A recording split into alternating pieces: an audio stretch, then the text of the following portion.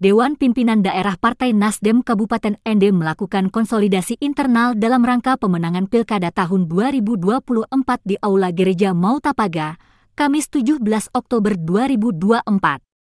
Hadir dalam kegiatan tersebut anggota DPR RI Juli Sutrisno Laiskodat, calon Wakil Gubernur NTT Andre Garu, Ketua Bapilu Nasdem NTT Alex Ofong, dan para ribuan kader Partai Nasdem. Dalam konsolidasi tersebut, calon Wakil Gubernur NTT dari paket siaga, Andre Garu, juga menyampaikan sambutan. Simak selengkap sambutan Andre Garu berikut ini. Dari Bunda agak sedikit, Pak Bupati. Begitu sebut calon Wakil Bupati tidak ada suara, tidak ada tepuk tangan. Tapi begitu calon Bupati tepuk tangan semua. Apa karena memang dari ini ada dua calon kok? Hari ini kita bicara keluarga Nasdem, ya. Hari ini bicara partai, bahwa saya didukung dalam peralatan politik Provinsi Nusa Tenggara Timur ada 3 calon. Yang mana calon pertama itu saudara saya Ansi dan Ibu Jen. Yang kedua saudara saya Melki, ya, dengan saudara saya Joni sebagai wakil. Dan yang ketiga, ya, saudara saya Pak Simon Petrus Kamlasi dengan saya Adrian Zahari. Saya gambaran aja sedikit. Kalau dari segi geopolitik, satu-satunya Putra Timur, tapi gambaran karir dan seterusnya sudah disampaikan oleh saudara saya Pak Erik, ya, bahwa satu saja Putra Timur, tidak ada calon wakil, hanya calon gubernur Timor Sabu Sumba Roto. Itu secara pulau. Nah, di Flores ini kami 3 dan Manggarai Raya hanya saya. Makanya ya dari hati yang paling dalam, tentu saya memohon doa restu keluarga besar Partai Nasdem ND, simpatisan, ya, dan ya, keluarga besar saya yang dari Manggarai yang ada di ND. Saya mohon doa restu. Yang kedua, bahwa saya mungkin udah berapa kali ini, ya, berkunjung ke ND bersama. Yang terakhir kita di Kelimutu, ya, itu yang membuat saya percaya diri juga bahwa saya yakin sekali Bunda, nomor 2 ini harus menang di Kabupaten ini. Karena yang hadir ini mungkin kalau masuk rekor, ini gawi terbesar, hampir 3.000 orang gawi di lapangan di Kelimutu. Jadi kalau saya bilang waktu itu, wah ini udah selesai ini, makanya harus nomor berapa? 3. Jangan sampai di sini nomor 2, di sebelah nomor 1 lagi nih. Harus ini, ya, harus 2 ya. Jadi karena saya lihat itu kekuatan dari 200 desa lebih, ya, yang hadir waktu itu hampir 3.000, itu sesuatu kekuatan usaha. Ya. Kalau 3.000 yang hadir kali 10 sudah berapa? 30.000. Itu baru kekuatan satu sisi. Bagaimana kekuatan Pak adik saya Awaludin? Bagaimana kekuatan tim relawan dan seterusnya, simpatisan. Jadi saya lihat dengan lain era milenial, ya, ini terbiasa. Sehingga kewajiban kita yang hadir hari ini mewartakan nomor 2 sampai ke pelosok-pelosok. Begitu juga saya dengan Pak Simon, nomor berapa? 3. Betul nomor 3 Mama? Tidak ingat nomor 1 dan nomor 2 kah? Oh, saya tanya Mama, betul kah? Woi, yang di belakang nomor berapa? Nomor 3 kah?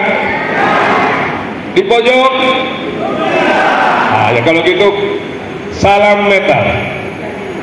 Apa metal? Harus menang total juga di ND. Ya. Jadi tentu ada beberapa hal aja yang saya tambahkan dari apa yang disampaikan oleh Pak Erik, ya. Tentu program-program kita juga sudah sampai ke masyarakat.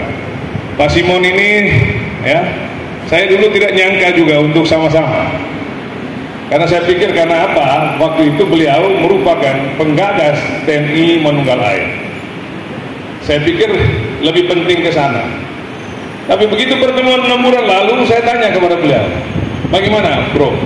Dia bilang, saya siap, kita maju urus sama-sama NTT. Saya bilang, loh, ini jenderalnya baru 1 bulan loh, nggak eman dah. untuk sampai ke bintang 3 dan seterusnya. Apa jawaban dia? Mungkin ini waktu yang tepat. Kalau nanti hanya butuh jenderal bintang 3 itu hanya untuk taruh di dinding, dan saya udah loyo dan saya tidak bisa berkarya apa. Lebih baik saat sekarang ini kesempatan yang baik buat saya. Saya tinggalkan 11 tahun jabatan saya. Saya memilih untuk bersama-sama untuk bangun NTT. Saya kaget. Terus pertanyaan yang kedua, serius, kakak, lebih baik kita ciptakan bintang-bintang baru daripada saya, karena saya sudah punya karya yang harus dinikmati oleh rakyat NTT. Sehingga ini ya membuat ya, spirit perjuangan ini tidak lelah ya, dari hari ke hari, dari waktu ke waktu ya, untuk mencintai ini daerah. Terus yang berikut ya pertanyaannya, kenapa sampai hari ini ya NTT terbelakang? Ini juga jadi pertanyaan. Padahal NTT, apalagi orang NTT, orang hebat-hebat ya, bukan orang-orang pintar, bukan orang-orang hebat. Ternyata apa? Kurang orang peduli. Sudah kurang peduli, yang berikut adalah kurang kerjasama. Nah, sehingga moto kami di situ maju dan mandiri. Tetapi tidak bisa kerja sendiri Pak Erik dan Pak Awaludin, tidak bisa kerja sendiri Pak Simon dengan Pak Andre. Tetapi butuh kerjasama semua orang. Ya. Makanya ini kita koordinasi baik-baik untuk bersama membangun NTT dalam bingkai kekurangan, itu kekurangan bersama ya, untuk kemajuan bersama, sehingga ke depan ya kita koordinasi dengan baik. Yang hari ini ya Pak Erik sudah jadi calon bupati dan sebelum jadi anggota DPR, mungkin PR lamanya sudah tidak kita lakukan seperti itu lagi Pak Erik. Ke depan kalau asistensinya di ruang gubernur, bukan di kepala bidang lagi. Saya udah visi dengan Kakak Yo, ini yang jadi soal. Supaya gubernur, kenapa jalan dari daerah ke daerah kita nih? Supaya paham. Ada juga pertanyaan kayak kemarin, sebetulnya nggak perlu jalan-jalan Pak, pakai tim saja lah. Seorang pemimpin kalau tidak tahu masalah rakyatnya, untuk apa dia jadi pemimpin? Karena hasil akhirnya dia harus menjawab kebutuhan masyarakat. Sehingga besok, misalnya contoh NTT tadi, di mana-mana mungkin sama saya. Kenapa NTT menjadi miskin? Karena mungkin masih ada 1000 kakak yang memang tidak punya pendat dan tidak punya rumah layak yang sepantas. Sehingga kita kolaborasi, Pak Erik, ya Pak Bupati, kira-kira bantu berapa? Oh, saya 200 Pak. Udah, provinsi 200. Nanti minta Bunda lagi 200, jadi 600 di pemerintahan pusat. Dia kerjain negara. Ya, itu namanya kolaborasi, sehingga tersistem kerja. Selama ini jangan karena nanti Pak Erik garudanya besar, begitu dipanggil bupati, saya tidak pergi. Ya udah, saya buat surat, jangan kemana-mana, tinggal aja di NTT. Akhirnya Pak Erik nanti tidak bisa ke Jakarta. Ya karena saya wakil pemerintah pusat yang ada di daerah, walaupun otonomi daerah, tapi harus kerja bersama. Kenapa harapannya? Supaya tingkat kepuasan masyarakat ya, itu bisa terjawab ya, dalam kepemimpinan kita 5 tahun yang akan datang. Itu salah satu. Yang berikut juga kita dari paket siaga atau siaga pendidikan, kita berikan pendidikan gratis kepada anak-anak SMA dan SMK di Nusa Tenggara Timur. Karena bukan hanya untuk membangun infrastrukturnya, tetapi sumber daya manusianya juga kita harus bangun. Ya, mulai dari situ. Nah, begitu juga nanti dengan teman-teman DPR yang ada di provinsi. Tentu kita sinergi. Nggak usah terlalu banyak omong, kita banyak kerja. Karena pola pembangunan kita sudah bergeser. Saya bangga sekali Ibu Yuli, Kakak Yuli.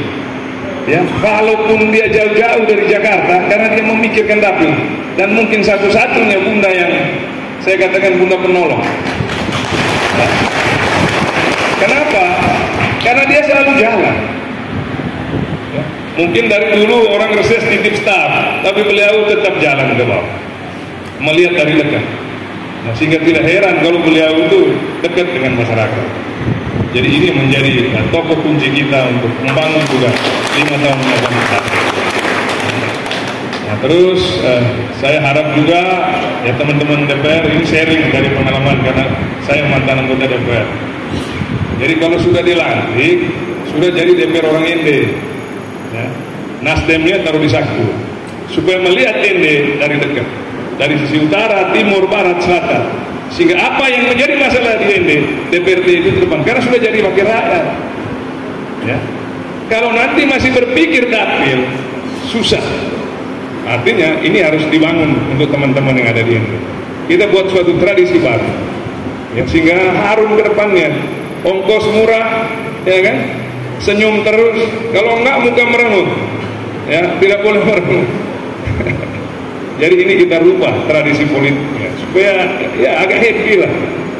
Ya. Nah mungkin itu saja ya untuk kita semua. Nah terus sahabat saya biar juga untuk di provinsi juga nanti kita polanya juga berubah. Tidak ada, pokoknya kita ngomong. Kenapa? Karena sudah mau ngomong apa lagi? Satu musrenbang, yang kedua keputusan dewan. Kalau tidak ada uang mau ngomong apa lagi? Jangan ingin persulit diri. Pergi sana, pergi sini. Nah. Pokoknya musrenbang, mana yang jadi prioritas, yang menjadi masalah masyarakat itu yang jadi prioritas. Yang kedua keputusan dewan. Ya, keputusan dewan di ruangan dewan itu karena tahu uangnya berapa, ya di situ kita selesai. Ya, saya pikir itu. Ya. Terima kasih atas seluruh kehadirannya. Ya. Sampaikan salam hormat kepada saudara-saudara saya yang belum berjumpa hari ini. Tentu hari ini ada paket siaga, ada paket era milenial.